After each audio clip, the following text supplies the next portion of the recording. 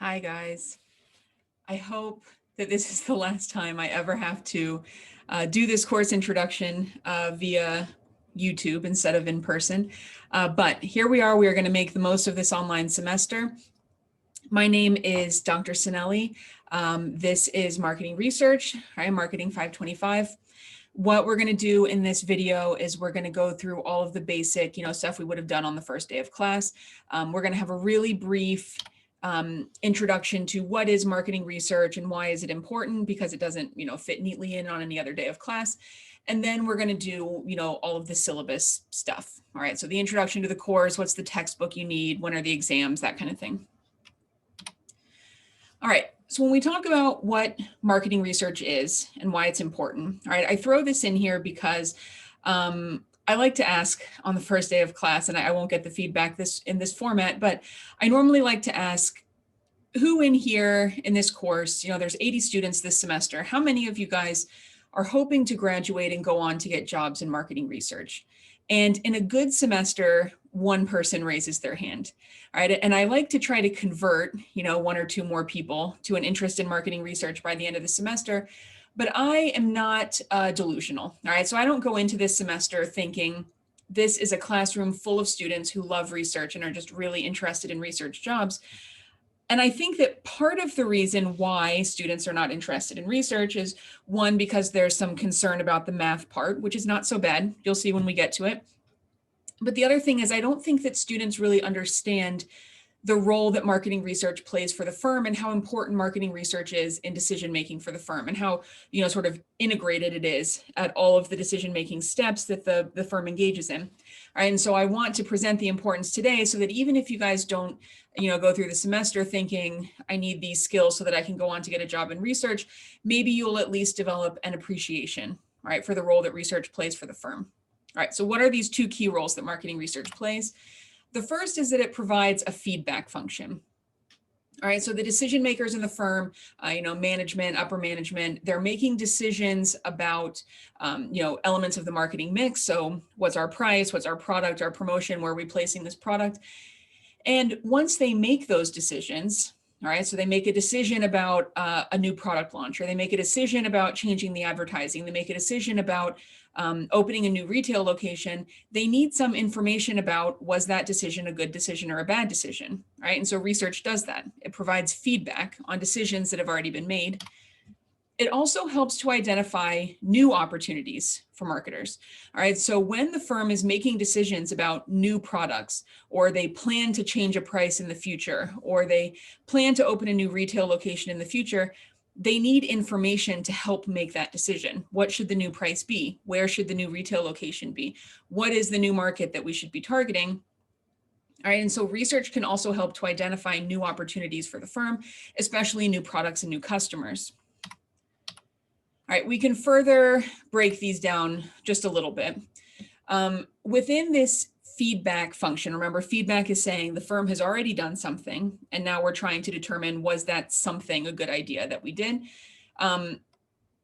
The research role here offers two benefits.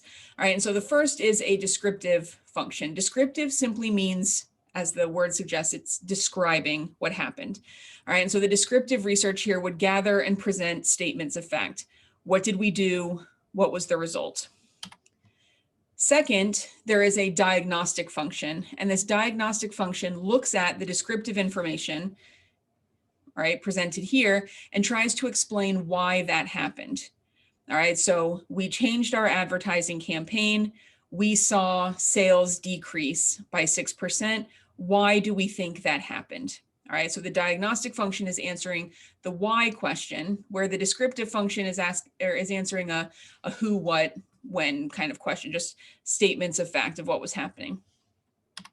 Within new opportunities, we say this is a predictive function, all right, that research serves. It identifies new opportunities and how we can take advantage of them. All right, let's see a real life example here. All right, so within this descriptive function, we're going to look at research that Nielsen did about where consumers are getting their food. All right, and so Nielsen is a huge marketing research firm that some of you guys may be familiar with, but we're going to see examples drawn from Nielsen through the course of the semester. Within this descriptive function, Nielsen's interested in how are consumers getting their food, all right? Where are they buying food? Where are they eating food? And so they did a study and they found that in 2014, only about half of Americans' food and drink budget was being spent on food and beverages to be consumed at home. All right, and this was a decrease from roughly 55% in 2003 and nearly 66% in the 70s. All right, and so even though consumers were spending less money on food to be eaten at home, so this is like groceries and takeout, despite the fact that their spending for that specific location was down, the total amount of money spent on food and beverages has nearly doubled, all right, since 2003. So they're spending less on food to eat at home, but overall they're spending twice as much on food. All right, and so this is descriptive information. It's just describing how much money are Americans spending on food, where are they eating that food once they buy it.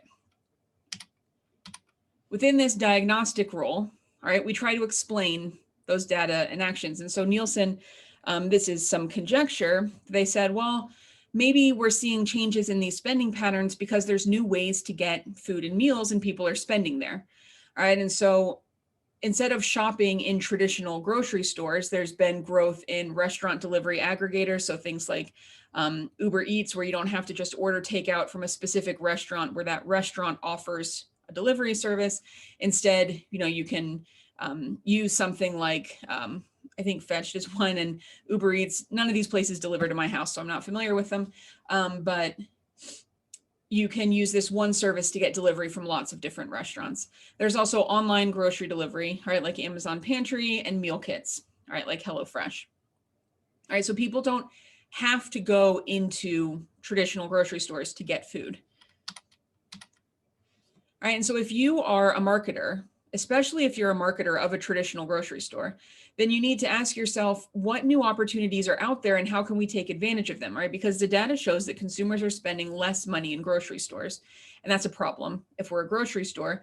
And we see that these other sorts of services are becoming more popular, right? And so how can we take advantage of this? All right, so you might recognize as a grocer that while dining out is growing in popularity, a general trend seems to be that people are looking for convenience. All right, so we see all of these delivery services, often coupled with good nutrition, and they're willing to pay for it. So these things aren't cheap. All right, and so if you're a traditional supermarket, what could you do to tap into these trends in the marketplace? One grocery store, all right, Publix. I know we don't have them here, unfortunately, but I know a lot of you guys are familiar with Publix. I'm from Florida originally, and so Publix was just like our grocery store that we used all the time. And they have always offered in the store recipe cards called Apron something, but you could get this binder and these recipe cards that you would put in the binder full of recipes and in-store cooking demos. And so to appeal to this segment of customers looking for even more convenience, right, and tapping into this trend of home delivery meal kits, they've started to offer in-store meal kits, all right, that are portioned and prepared by Publix employees at 3 levels of preparation difficulty. All right, simple, simpler, and simplest is what they call it. This next sentence is a little out of date now. They were available in a test market, which we'll talk about test markets later in the semester, but they were available at 3 stores in large markets. So Tampa and Orlando, and then Lakeland, which is not a large market, but it's where Publix's headquarters is. So that's why it was being tested in Lakeland. And here's what it looked like on their website. All right, so you could find a place to try it out, and you could choose whether you wanted simple prep or simplest prep, which is, just pre-made meals. You would just heat them up. I don't have a picture now, unfortunately, but my sister still lives in Florida, and she tells me that these are now out of the test market phase and are offered, I want to say in the produce section at the Publix around where she lives. All right, so this has passed test market phase and has advanced to general market phase. At Kroger, we have something kind of similar, but it's not Kroger brand. I don't know if you guys have ever used it, and I can't think of the brand name off the top of my head, but next to the guys making sushi, you can buy meals that are already partially prepared. And in the meat department, you can buy things that are either prepared or have some level of preparation done already. So the same brand, it comes in a green package. You can buy meat that's already seasoned, or I think they have like twice baked potatoes that you just have to bake again. But I have noticed this becoming available in Kroger, although most of the time when I go there, they are all still on the shelf, and then they show up in the manager special section. And so I don't think they're terribly popular around here anyway. All right, so this is just what we talked about was just one, sort of big picture overview of what marketing does. It has this backwards looking function of evaluating what we've already done and was it good or not, and why was it good or not. And then it has a forward looking function trying to determine what can we do in the future. On the left-hand side over here, for those of you who have already taken the marketing strategy course and maybe consumer behavior to an extent, you will see some words that are hopefully familiar. All right, so in the marketing planning process, you do a SWOT analysis, then you design your marketing strategy, and then you, determine the 4 Ps. All right, so what is your product and where are you going to distribute it? That's place, price, and then promotion are your integrated marketing communications. And the thing about all this stuff on the left, this is the stuff that seems sexy. All right, these are the marketing jobs that people want. They want to be the CEO, all right, so they're high level doing this strategy decision making, or they want to work in, the IMC kind of stuff, or developing new products, all right, or being a brand manager, so doing the strategy design for a specific brand. Those people who are making those decisions, unlike what you see in the movies, they are not making these decisions just based on their gut. Right? They're making their decisions based on a lot of research that was done, a lot of numbers and analysis that was done to decide which of these decisions is going to be the most profitable for us. All right. And so over here on the right, we see a marketing research task that would provide information to assist in the planning process. We are not going to go over all of this stuff over here on the right. All right, we're going to talk about some of it. This class, though, is going to be a much more basic research methods kind of class, get the building blocks, the basic skills that you need to conduct research and also to interpret other people's research. All right, so one thing that I'm going to touch on repeatedly through the course of the semester is that because I know that most of you will not go on to get jobs in marketing research, it is equally important to me, one, that you know how to do research, but two, that you know how to evaluate research done by other people. Because if you have a job over here on the left, you're going to have to read this research over here on the right to inform your decision making. And even if you leave school and you never get a job, which, I mean, some people might want that. I hope that if you want a job, you get one. But even if you never worked a day in your life, you would still be exposed to research conducted all the time, right? Via news reports or reading in magazines or reading something online or something that your crazy uncle posted on Facebook. And I want you guys to have the critical thinking skills necessary, those skills related to interpreting research to determine, was this research done properly? Should I believe the result that they found? All right, because that's an important skill in marketing and, in everything, right? That's a good skill that you need to have. All right, so hopefully you're thinking, wow, marketing research is really important. I can't wait to pay close attention in this course for the rest of the semester. So let's find out what we're going to do in class. All right, in this course, my overall objective is to provide you guys with the skills necessary to execute a marketing research project from start to finish. To accomplish this, we're going to focus on problem formulation. All right, so identifying what is the thing I need to study, research design. This means, am I going to do an observational research project, an experiment, a survey? We're going to focus on surveys, and you guys are going to do a survey over the course of the semester. So we'll spend some time talking about survey design. We'll talk about sampling, which is who are the people who are going to take my survey? How do I analyze the data and interpret that data that my sample has provided to me?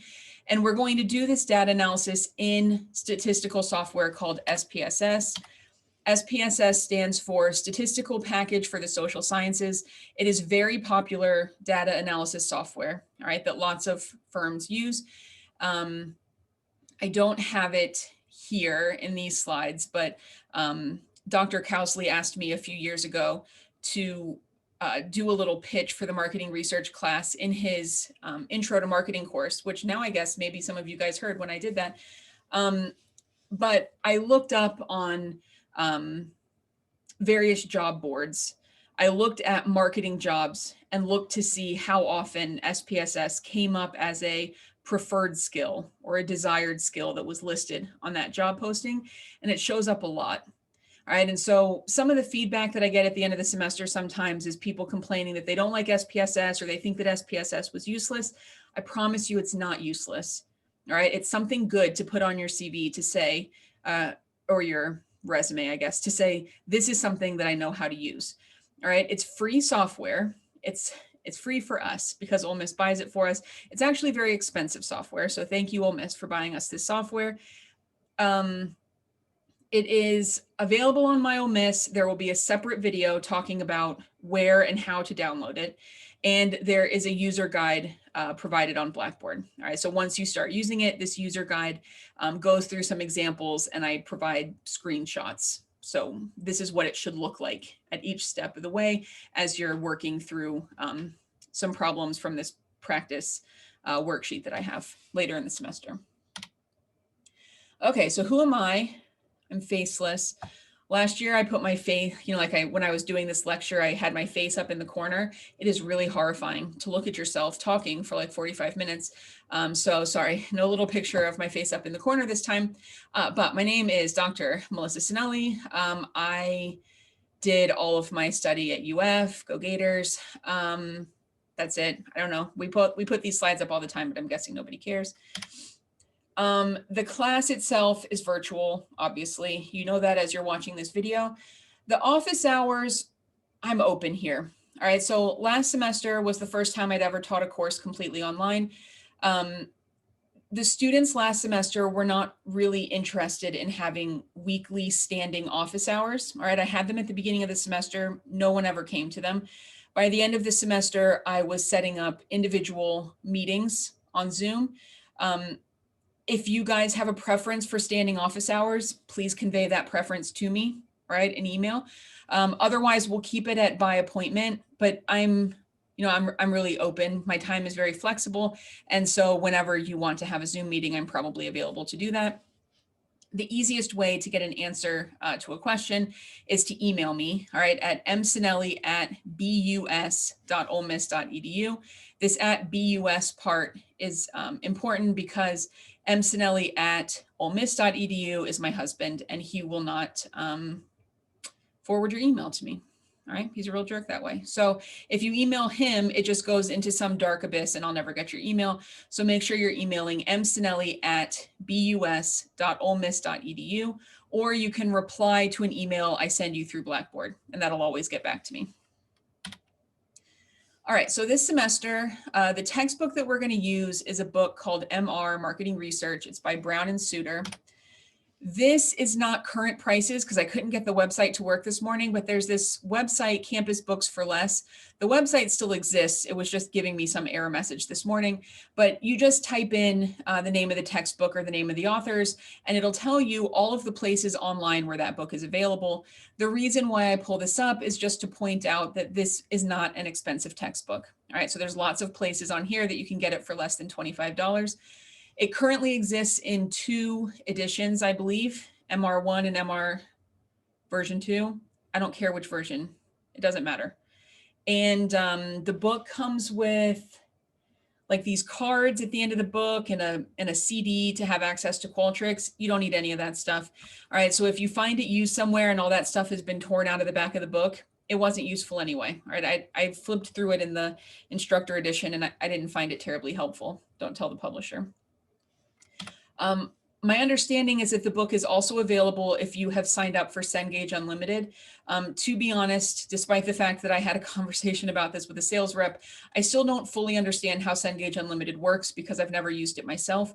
But if you have a Cengage Unlimited subscription, this textbook is a Cengage textbook and it should be available to you as part of that subscription service. All right, so we have the textbook, MR or MR2, the version does not matter. In addition to the textbook, when it's appropriate, you should read through the SPSS user guide. I will remind you about reading that later in the semester. I think no one remembers that it exists. And then later in the semester, I remind students and I get feedback from some like, oh, that was actually really helpful. So I'll remind you guys later that that's there. This semester, here are the topics that we are going to cover. We're going to start off this week talking about formulating a research problem. Then we're going to talk about different ways that we can collect data to answer this question that we have created for ourselves.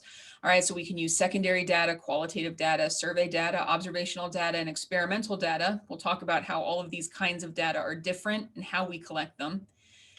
Then we're going to focus specifically on surveys. All right, and so under collecting the data, this is all having to do with surveys. We're going to talk about measurement and scaling. How do we measure the things that we're interested in knowing about? How do we organize all of those questions into a questionnaire? How do we identify people and the number of people that we need to complete our survey?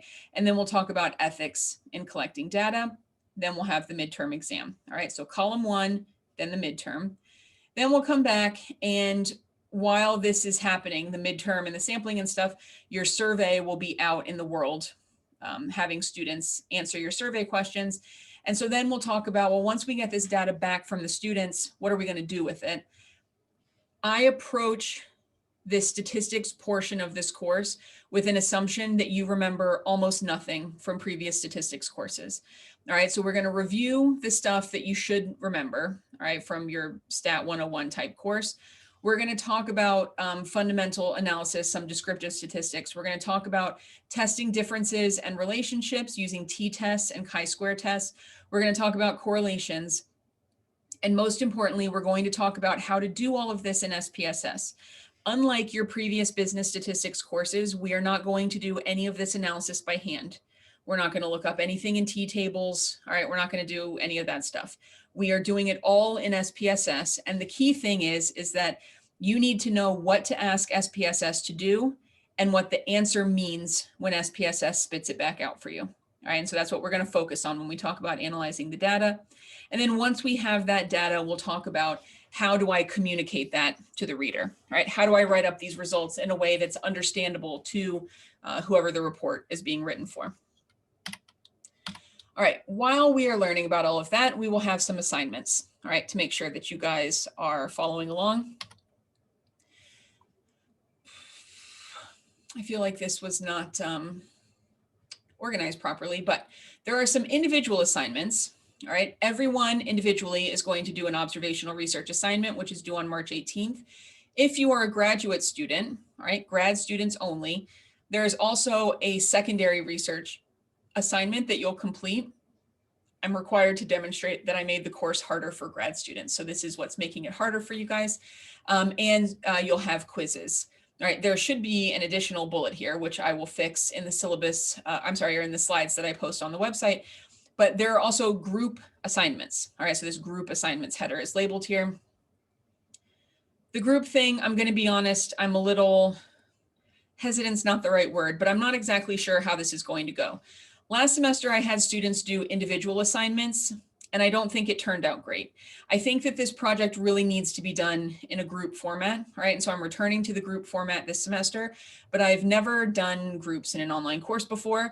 However, I'm guessing that you guys have now, all right? So after last semester where you had groups in other courses, you probably have some experience with this. And so you will be doing this research project as a group, all right? Well, a number of groups across the 80 students in the course. And that group project is going to be broken up into little pieces to ensure that you are, meeting the timeline. All right, so this is not an assignment that can be put off until the very end of the semester and just have everything done in the last few days of the semester.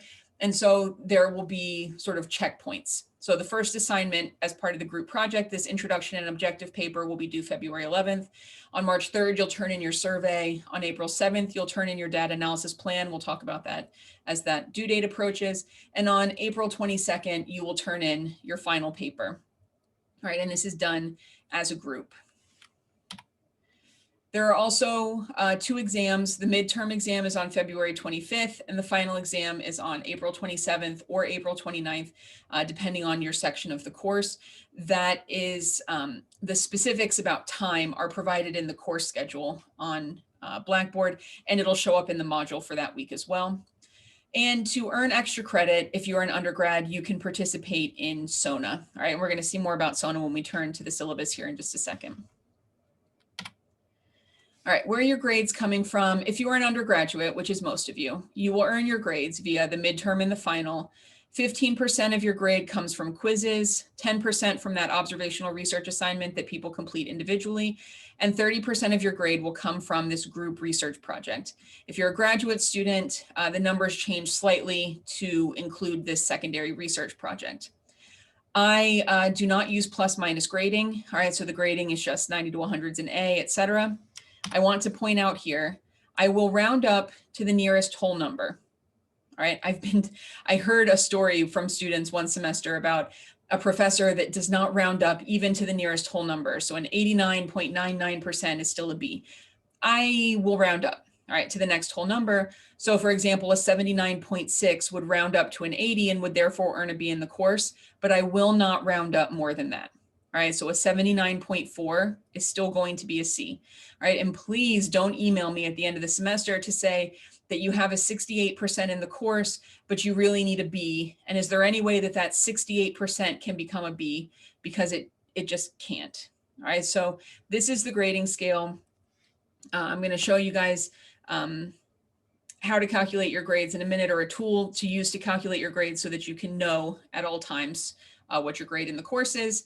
All right, and so know that I will round up to the nearest whole number, but no more than that. All right, how to do well in this class. My opinion, watch class, all right, every class day. I know that the video nature of this course is not everyone's preference, all right, but especially for some parts of the course, all right, like the second half of the course, this material is just too difficult to teach yourself from the textbook.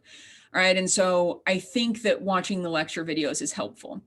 All right, I would recommend reading the assigned material before class, all right, because having that first exposure to the material will make it more familiar to you when you're watching the lecture, all right, and so it'll be easier for you to piece together and understand the concepts, or maybe take more succinct notes if you've already read the material before you watch the lecture. Make sure that SPSS is properly installed on your laptop by the date pointed out in the syllabus, which is March 9th. If you don't have SPSS installed, and then we get to the weeks of the course where we're using SPSS, you're going to get behind. All right. And while you can go back and watch the videos, you're just going to make it harder for yourself by having to smush more work into a shorter time period. All right. Stay on top of the research project. All right. Don't wait until the day before an assignment's due to start working on it with your group. All right. And be a good group member. Don't be the group member that I get all the emails about, where your group members are saying we can't contact him or her, and they never answer phone calls. They don't answer texts. They never add to the Google Doc, etc. All right. Ask questions when you have them. Ask them in the YouTube comments. Ask them via email. All right. Schedule a Zoom meeting when you have questions. Don't wait until weeks and weeks later and then you can't remember what it was that was confusing to you. And if you start to fall behind in the course, please ask me for help before it's too late. All right. It's too late when it's the day before the final exam and you've already turned in all of the assignments and all that you have left is the exam. And you realize that even getting 100 on the final exam is not going to be enough to get the grade that you needed in the course. It's too late then. All right, I can't do anything to help you at that point. I would like, all right, I don't have any way to require or control you guys doing this, but I would like, especially as it's spring semester, for you guys to look however it's available to you to look. I've never been an undergrad here, so I'm not sure what the system looks like, but do the grade audit to figure out, what is my GPA? What GPA do I have to earn this semester in order to graduate? All right. And then within, this overall semester GPA that you need, What grade do I need to get in marketing research to graduate this semester? All right, my understanding from talking to advising is that because this class is not a prereq for anything, you don't have to get a C in it to graduate. You just have to get a D. All right, that being said, you can't graduate with a D in this course if that D pulls your GPA below the graduation requirement. All right, and so if you're right there on the bubble, all right, if you're very close to dipping below that GPA requirement, then a D is not going to do it in this class, and you need to know, all right, you need to know at the outset of the course, I have to get a C, or I have to get a B in this class to graduate, or alternatively, I want to get an A in this course. All right, whatever it is, the grade that you want to get, figure that out now at the very beginning of the semester, so that if things start to slip away from you, all right, if you get your first paper back and the grade is not as high as you were hoping for, or it's not as high as you thought you would earn based on the effort that you put into it, then you can talk to me at the beginning of the semester about how to improve your grade. If you wait until mid-April, it's just going to be too late, and there won't be anything that I can do at that point. And it's really frustrating. I know it's frustrating for you guys when it gets to the end of the semester, and it's frustrating for me when a student emails at the end of the semester to tell me that it's my fault that they're not graduating. All right, or I had a student email me once to say, I hope you're happy.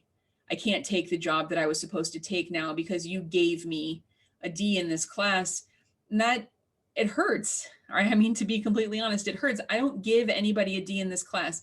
I just grade the papers. That's it. And I enter the grades into the grade book, and whatever the grade book spits out, that's the grade at the end of the semester. All right, and so if you know that you have to get a certain grade, all right, I'm really talking about this for a long time, but it's just because it's so important, especially in the spring.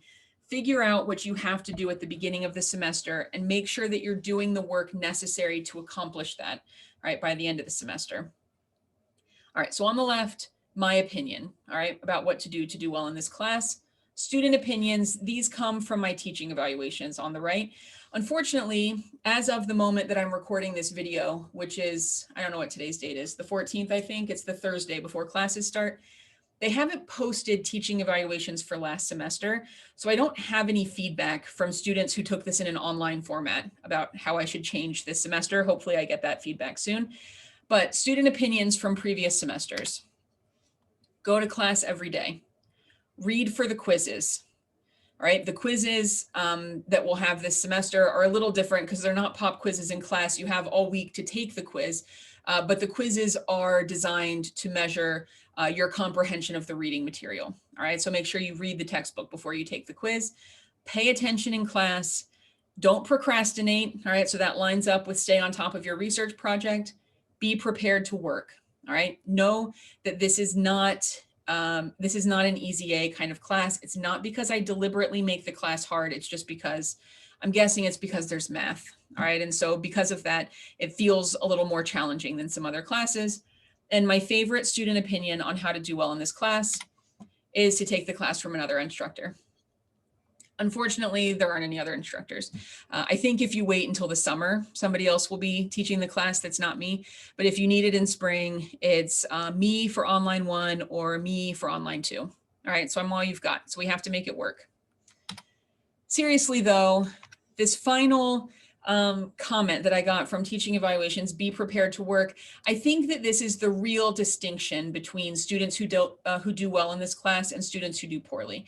Every semester, students in this class get 97, 98, 99% grades in the entire course, like over their average for the whole semester. It is not impossible to get an A in this class, but it's also not impossible to get a D in this class if you're not doing what you need to do. So here was a longer comment that I got that I think really sums it up well, right? Do not miss class. If you miss class, you won't do well. I missed one class because I had to, and I felt a million years behind afterwards. This next one doesn't really fit here because of how our groups will be formed. But on the first day of class, look around the classroom, spot out the smart people and put them in your group. Take notes before class. She posts the PowerPoints beforehand, so I would take notes before each class and add additional notes to them afterwards. And it made studying for the midterm easy, and I'm not a good studier. Go to her office hours. Be prepared to step up for group work. This group project is one like no other, and it's very beneficial to our learning, but I want to kill some of my group members because they don't care as much. All right, I don't advocate violence, so don't kill your group members, but being a good group member and having good group members is unfortunately, sort of part of what makes the group project better, as it is in every single class. But I think that if you go into the semester saying, I'm going to work hard in this class, you're going to do fine. If you go into this semester saying, I have to take this class, I don't care anything about it, it's online, and so it'll be a breeze, you're not going to do well in this class. All right, unfortunately, that's it. It's just being prepared to work, I think, is the difference. All right, and so the types of teaching evaluations that I get, I think, are summarized down here at the bottom. They always fall into one of these two categories. All right, and I think it's this approach to the course that's the difference between don't believe what you hear, this class isn't hard if you come to class and actually do work, and she makes the class obscenely more difficult than she has to. All right, so my teaching evaluations always fall into these two camps. I was scared about this class because I heard that it was terrible, but it was actually fine. And then the other set of people who say this class was terrible and you should not take it unless you have to. And I think that it really just comes down to mindset, all right, and how people approach the course. All right, here's the statement of academic integrity. I'm not going to go through it here because it shows up again in the syllabus, and I want to get to the syllabus real fast. So let me get out of here and turn to the syllabus. All right, so the syllabus is posted on Blackboard. And the schedule that shows up in this syllabus is also posted on Blackboard just as a separate course schedule so that you don't have to keep downloading the syllabus over and over to find it. All right, here's that statement of academic integrity. The School of Business Administration upholds honor and academic integrity in all of its teaching, research, and service activities. All faculty, staff, and students are charged with the responsibility to behave with personal and professional integrity and to refrain from dishonorable conduct. I highlight this and I talk about it here because I have several pet peeves, but one of my big pet peeves, and I feel like pet peeve diminishes what it is. One thing that I don't tolerate is cheating. All right, and so to an extent, I have less control over cheating in these online courses than I do in in-person courses. But one thing that I am still vigilant, if you want to say for, is plagiarism. All right, and plagiarism is a form of cheating. Plagiarism is possible in the first assignment that you guys will turn in, the Introduction and Objectives assignment, which we'll talk about later in the semester. But I just want to bring it up here. I just don't do it. All right, plagiarizing on assignments, as we'll see later, cheating on assignments will result in a 0 in the course or a 0 on the assignment, depending on how you cheated. And just don't do it. All right, it's not worth it. The plagiarism and the cheating is not worth the 10% better that you did on the assignment, right? If it means that you possibly fail the course as a result of it. All right, most of this other stuff in the syllabus we've already talked about, so I'm going to just kind of breeze by some of it. The quizzes, let's talk about quizzes real fast. Students will complete one quiz each week via Blackboard, all right, beginning the week of January 26, which is the second week of course. These quizzes will cover the reading material assigned for that week's classes. The questions on the quiz will be answered in a true, false, or multiple choice format. You'll have 5 minutes to answer 10 quiz questions. All right, the quiz will become available on Monday morning at 8 a.m., all right, in the week-long course module that the quiz is assigned to, and they will close on Friday at 5 p.m. Once you open the quiz, you have to complete the quiz at that point in time, and it will be timed. So after 5 minutes are up, the quiz will close. If you don't complete the quiz during that week-long window, you can't make up the quiz. All right, so you don't have to do it at a set time, but you have to do it sometime during the week. All right, that quiz has to be done. Please do not underestimate the negative effect that consistently low quiz grades will have on your final grade. All right, quizzes are worth 15% of your grade. So if you just skip the quiz every week, so you just feel like it's not that important to do it, now you have an 85% as your possible high score in the class. All right, so having consistently low quiz grades can potentially be a drop in letter grade. On the flip side, if you're worried, if you're not that great on the projects or you're not that great in the midterm and the final, having good quiz grades every week can really help raise your grade. All right, so don't don't overlook these quizzes as, you know, in terms of the effect they have on your grade. In some weeks, a small task or assignment will be given in lieu of a quiz, all right, but this will count towards your quiz grade for that week, all right, and if this happens, that will be made clear in that week's module. All right, when assignments are due, all assignments should be typed and submitted via Blackboard or email as specified in the assignment itself. Late assignments will be penalized 10 points, 1 letter grade per day that they're late. These 2 assignments, you'll get more details about them as the due date comes near. All right, the group project. The purpose of this group project is to apply all of the stuff that we're learning about in class to an actual research project. And you're doing it in a group format, one, because it's a lot of work. And so you need to be able to divvy that work up between multiple people. But also, I feel like as this whole year of Zoom has taught us, you are going to have to do collaborative work in whatever your future career is. That's a given, right? You're never going to work completely alone in your office with no interaction with other people.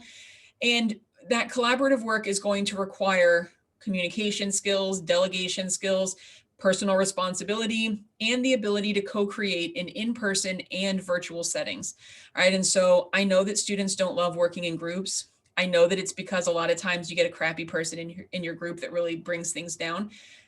That's going to happen in real life too, right? And so this is a relatively lower stakes situation for learning how to deal with those kinds of issues when they arise, because nobody's going to get fired right here.